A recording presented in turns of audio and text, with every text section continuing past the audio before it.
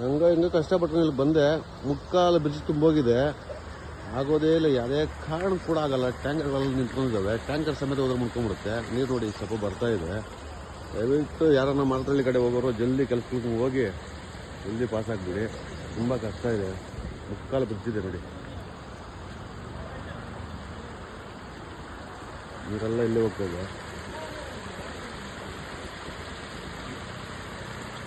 ಇಲ್ಲೂ ಜಾಮ್ ಆಗಿದೆ, ಆಗಲ್ಲ.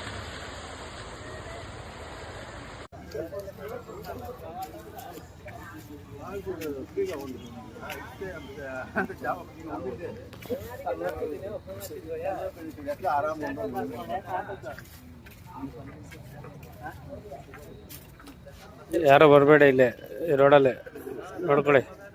ಪೊಲೀಸರು ಅಡ್ಡ ಹಾಕ್ಬಿಟ್ಟಿದ್ದಾರೆ.